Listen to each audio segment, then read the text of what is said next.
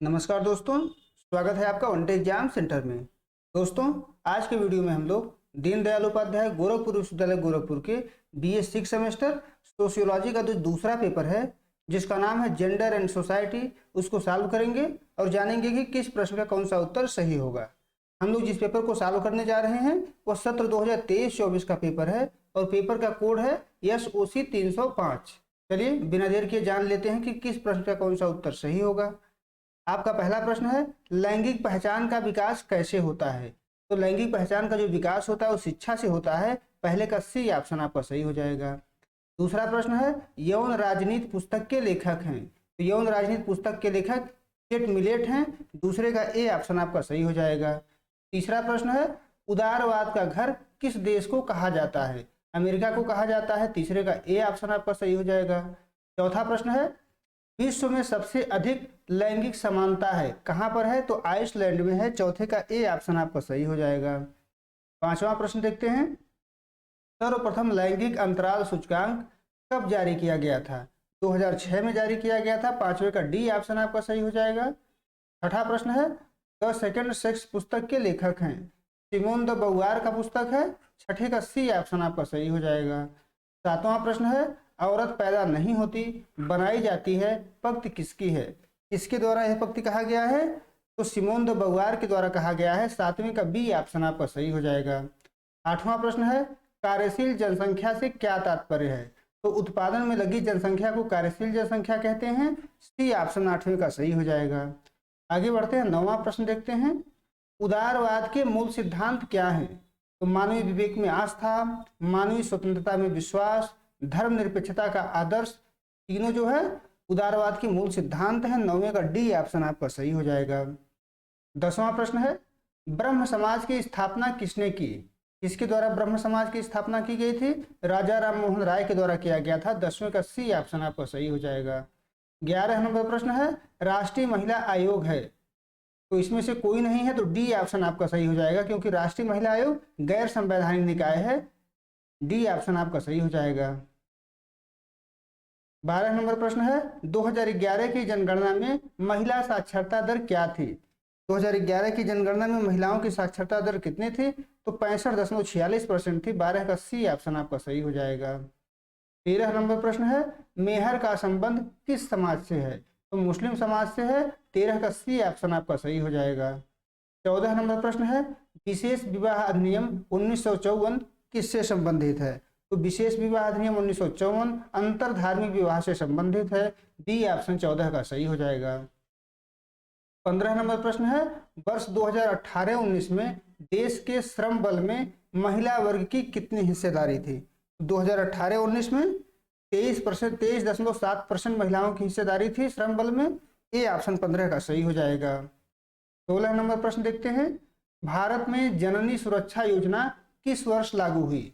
जननी सुरक्षा योजना जो है 2005 में लागू हुई थी। 16 का ए ऑप्शन आपका सही हो जाएगा। आगे बढ़ते हैं, 17 नंबर प्रश्न है, पंचायती राज योजना का उद्घाटन सर्वप्रथम किस जिले में हुआ। नागौर में हुआ था। डी ऑप्शन आपका 17 का सही हो जाएगा। 18 नंबर प्रश्न है, पारिवारिक हिंसा का मुख्य कारण है अशिक्षा, नशा और तनाव। तीनों पारिवारिक हिंसा के मुख्य कारण है। डी ऑप्शन आपका 18 का सही हो जाएगा। आगे बढ़ते हैं, 19 नंबर प्रश्न है, दहेज निरोधक अधिनियम कब पारित किया गया। तो दहेज निरोधक अधिनियम 1961 में पारित हुआ था। सी ऑप्शन 19 का सही हो जाएगा। 20 नंबर प्रश्न है, सोशल मूवमेंट इन इंडिया पुस्तक किसने लिखी। किसके द्वारा सोशल मूवमेंट इन इंडिया पुस्तक की रचना की गई है। तो MSA राव के द्वारा लिखा गया है। ए ऑप्शन आपका 20वें का सही हो जाएगा। 21 नंबर प्रश्न है, 19वीं शताब्दी में भारतीय स्त्रियों की निम्न स्थिति का एक प्रमुख कारण था। तो एक प्रमुख कारण था संयुक्त परिवार की संरचना। बी ऑप्शन आपका 21 का सही हो जाएगा। 22 नंबर प्रश्न है, कौन सा युग्म सुमेलित नहीं है। डी ऑप्शन सही होगा। ज्योतिबा फुले दहेज प्रथा से नहीं जुड़े हुए थे। डी ऑप्शन आपका सही हो जाएगा। 23 नंबर प्रश्न है, स्वतंत्रता के बाद हिंदू स्त्रियों की परिस्थिति में परिवर्तन लाने के लिए कौन सा कारण सर्वाधिक प्रभावी सिद्ध हुआ। एकाकी परिवार में वृद्धि जो है सबसे ज्यादा हिंदू स्त्रियों की स्वतंत्रता में स्थिति में परिवर्तन लाया है। तो बी ऑप्शन आपका 23 का सही हो जाएगा। 24 नंबर प्रश्न है, निम्नांकित में से किस वर्ष को अंतर्राष्ट्रीय महिला वर्ष के रूप में घोषित किया गया? किस वर्ष को अंतर्राष्ट्रीय महिला वर्ष के रूप में घोषित किया गया था? तो 1975 को किया गया था। 24 का बी ऑप्शन आपका सही हो जाएगा।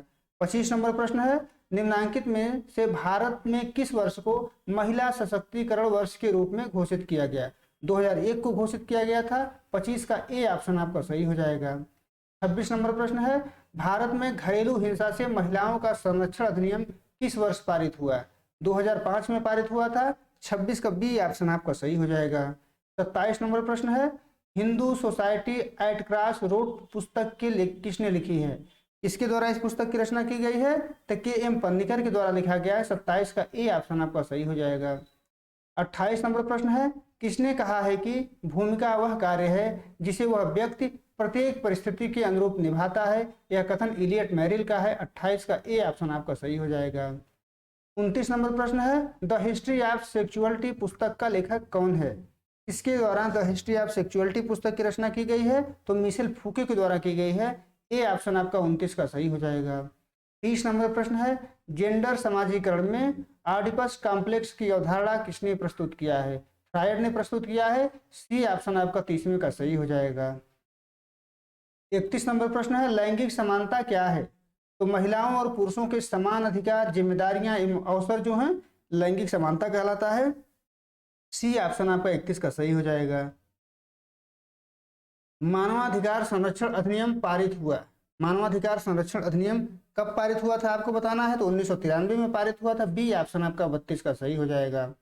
35 नंबर प्रश्न है, निम्नलिखित में से कौन सा एक जेंडर समाजीकरण का अभिकरण है? तो ये तीनों परिवार, विद्यालय और संचार मीडिया तीनों जो है जेंडर समाजीकरण के अभिकरण है। डी ऑप्शन आपका सही हो जाएगा। 34 नंबर प्रश्न है, ऑल इंडिया वुमेन्स कॉन्फ्रेंस की स्थापना किस वर्ष हुई थी? तो 34 का आपका बी ऑप्शन सही हो जाएगा 1921 में। आगे बढ़ते हैं, 35 नंबर प्रश्न देखते हैं, निम्नलिखित में से कौन सा नारीवाद को समझने के लिए एक जेंडर परिप्रेक्ष्य नहीं है? मार्क्सवादी परिप्रेक्ष्य नहीं है तो बी सॉरी दोस्तों ए ऑप्शन आपका 35 का सही हो जाएगा। 36 नंबर प्रश्न है, निम्नलिखित में से कौन सा पुरुष प्रधान समाज है? तो तीनों समाज, अमेरिकी समाज, जापानी समाज और भारतीय समाज पुरुष प्रधान समाज हैं। 36 का डी ऑप्शन आपका सही हो जाएगा। 37 नंबर प्रश्न है, किसने नैसर्गिक प्रतिबंध की अवधारणा को दिया है? नैसर्गिक प्रतिबंध की अवधारणा को माल्थस ने दिया था। 37 का ए ऑप्शन आपका सही हो जाएगा। 38 नंबर प्रश्न है, the population of India and Pakistan पुस्तक किसने लिखी है? किसके द्वारा इस पुस्तक की रचना की गई है? के डेविस ने किया था तो ए ऑप्शन आपका 38 का सही हो जाएगा।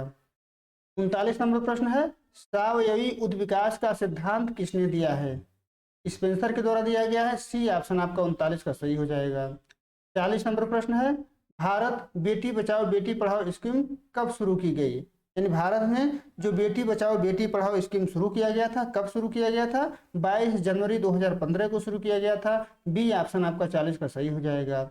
41 नंबर प्रश्न है, दहेज हत्या एक उदाहरण है। दहेज हत्या जो है घरेलू हिंसा का उदाहरण है। 41 का ए ऑप्शन आपका सही हो जाएगा। 42 नंबर प्रश्न है, राष्ट्रीय महिला आयोग की स्थापना जनवरी में एक वैधानिक निकाय के रूप में की गई थी। कब की गई थी आपको बताना है तो 1992 में की गई थी। 42 का ए ऑप्शन आपका सही हो जाएगा। 43 नंबर प्रश्न है, जेंडर के बारे में इनमें से कौन सा कथन सत्य है? सही कथन आपको चुनना है तो सी वाला कथन सही है। यह एक समाज निर्मित है, यानी जेंडर जो है समाज के द्वारा बनाया गया है। 43 का सी ऑप्शन आपका सही हो जाएगा। 44 नंबर प्रश्न है, किस समिति ने राष्ट्रीय महिला आयोग की स्थापना की सिफारिश की थी? तो भारत में महिलाओं की स्थिति पर जो समिति गठित की गई थी उसके द्वारा सिफारिश किया गया था। ए ऑप्शन आपका 44 का सही हो जाएगा। 45 नंबर प्रश्न है, लैंगिक भूमिकाएं हैं, आपको बताना है कि लैंगिक भूमिका क्या है? तो सीखा हुआ व्यवहार है। 45 का ए ऑप्शन आपका सही हो जाएगा। 46 नंबर प्रश्न है, एक अकादमिक विषय के रूप में महिला अध्ययन का उदय परिणाम है, नारीवादी की द्वितीय लहर का परिणाम है। 46 का बी ऑप्शन आपका सही हो जाएगा। 47 नंबर प्रश्न देखते हैं, लिंग, आयु या खाली स्थान भरना है के उदाहरण हैं। किसके उदाहरण हैं? प्रदत्त परिस्थिति के उदाहरण हैं। डी ऑप्शन आपका सही हो जाएगा। 48 नंबर प्रश्न है, किस समाजीकरण प्रक्रिया में बच्चे कम उम्र में ही उचित लैंगिक भूमिकाएं सीखते हैं? तो लैंगिक प्रकार में डी ऑप्शन आपका 48 का सही हो जाएगा। 49 नंबर प्रश्न है, कितनी आयु में बच्चों में लिंग पहचान स्थापित होती है? तो 2 वर्ष। 49 का ए ऑप्शन आपका सही हो जाएगा। 50 नंबर प्रश्न है, गुणसूत्रों का वह समूह जो आनुवांशिक महिला को परिभाषित करता है? सी ऑप्शन सही हो जाएगा, XX। उम्मीद है दोस्तों आपको यह वीडियो पसंद आया होगा। आप हमारे चैनल को सब्सक्राइब करिए, वीडियो को लाइक करिए, शेयर करिए। बहुत बहुत धन्यवाद।